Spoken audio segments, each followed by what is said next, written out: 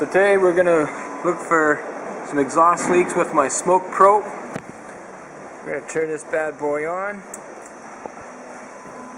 We're going to get smoke coming out of this.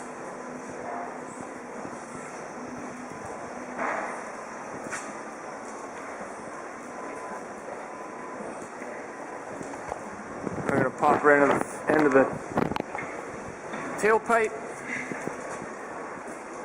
Oh, a little bit leaking right there. Rest of the exhaust.